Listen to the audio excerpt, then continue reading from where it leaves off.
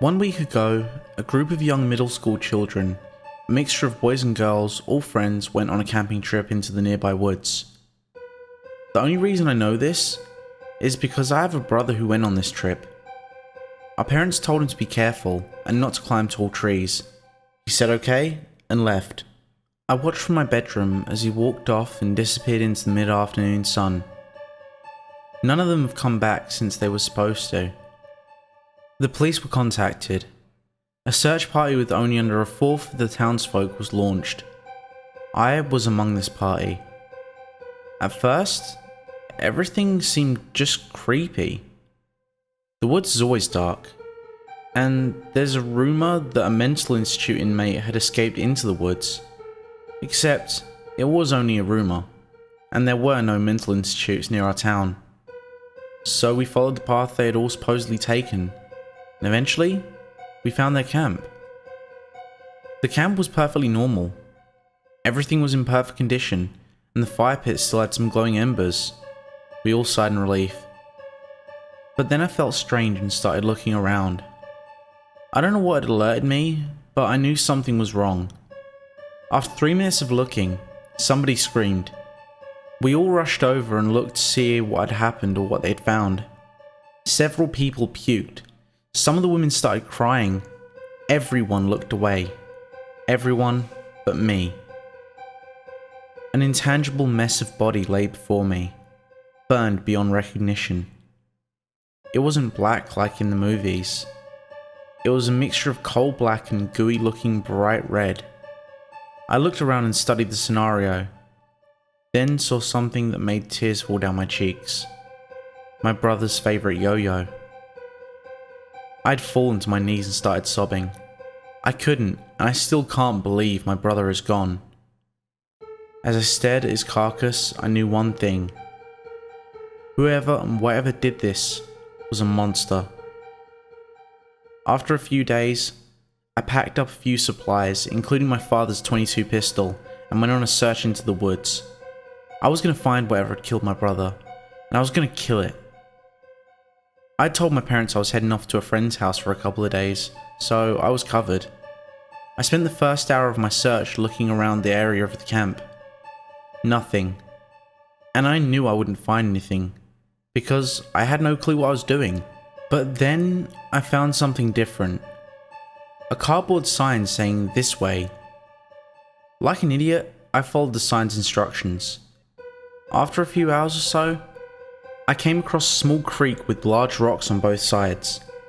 I stared in shock and disgust at the dark, crusty red stains on them. Blood. I looked at it and eventually figured out which direction it had been going. I followed it best as I could, but eventually I lost it. Then I realized I myself was lost. I frantically looked around for anything familiar, and then noticed something odd. I had come across an old abandoned cabin site, most likely for summer getaways. I slowly moved forward, checking inside all the cabins and finding nothing. Then I came across one that towered over the rest, a 3-story one. I opened the door, feeling my heart attempting to rip itself out my chest. I took 3 deep breaths and shut my eyes, trying to calm myself down. After seeing that I had failed, I opened my eyes and reached my left foot forward, hoping that the floorboard didn't break. It didn't. I quietly closed the door behind me and checked my surroundings. The room I was currently in had rotted floorboards, peeling paint chips and cobwebs. I then noticed something out of place. Fresh blood. My heart once again jumped into my throat and my eyes began to burn, but I continued on. As I entered the next room, I noticed several doors leading off to various places. I opened one to hear a loud, creaking noise coming from upstairs, and I felt something warm and wet running down my pants. I entered the door and found that I could not see anything. I closed the door behind me and started bumping around for somewhere I could hide. I found a table and I quickly slipped underneath it, trying to slow my breathing. Thump, thump, thump. Hearing the footsteps, I stopped trying to breathe at all. thinking that by this point any sound I made would be heard. Slowly, almost excruciatingly, the door that I'd come in from had opened, and a pair of black-clad feet started walking around the room, dragging something behind it. A black bag. I noticed a hand hanging out. I covered my mouth to keep from puking and continued to watch, my vision growing blurry from the tears running down my face. Eventually, the bag was placed in a corner with some other random items and the feet left. I didn't want to see what was in the corner, or what was above those feet. I laid there for at least a minute, or 50. There seemed to be no difference now, before I finally stood up. I looked ever so carefully at the corner, seeing completely fresh blood dripping down from the bag. I got the door open carefully and stepped through into the room I'd been in before. I slowly started pulling my gun out, and something jumped at me. It was too fast for me to see what it was, or it was the fact that it knocked me to the ground, but I closed my eyes and tried to push it off. I felt a wet sensation trickling down my arm, and I screamed in pain and terror as I finally managed to push the thing away from me. I opened my eyes and reached for my gun, but it was just out of reach. I looked up at the thing that had attacked me and saw the most horrifying sight I'd ever seen. Its face hung loosely, the flesh almost leathery and burned, and I could clearly see patches of skull. Its eyes were pure white, it had no mouth, and then I noticed its hand. The right hand of the creature was mutilated beyond human. It had sharp blades stitched everywhere into it, and the fingers were cut off and replaced with what looked like animal claws, sharpened to the point that the tip was almost invisible. Yet I had felt those breach my skin. But the creature's virile body was the most horrible. It had gashes and blades stitched everywhere, and I think I'd seen a head inside of its torso. I watched as it slowly started towards me, twitching its hands ever so violently, and its head twisting and turning to odd angles, almost like an owl's.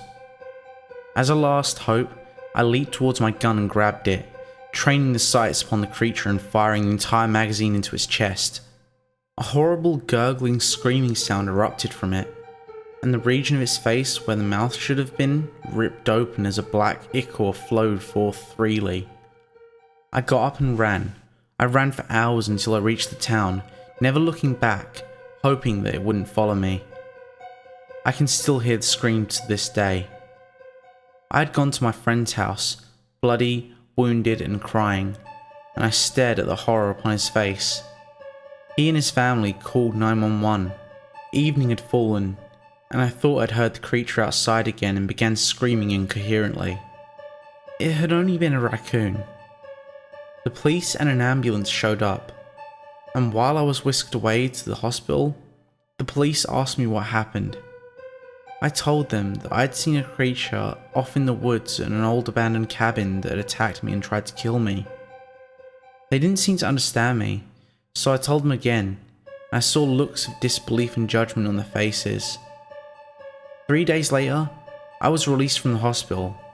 I had told the police everything I could, and my parents were angry with me, yet they seemed glad that I was okay, and told me that they had a surprise at home. When we got home, I was barely moving, looking in every shadow expecting something to jump out and attack me. We got inside quickly, and was greeted with a sad yet happy look upon my brother's face. My dead brother. After that day, I've heard the creature come to my window at night, asking me to come outside, and how alone the creature is. I'll never forget that scream. My brother can't recall what happened to him or his friends. All he knows is that for some reason he had woken up outside the house, all memory of the camping trip gone. I am completely certain he is not my brother. I believe everyone from that trip is still, and always will be, missing. And so will I.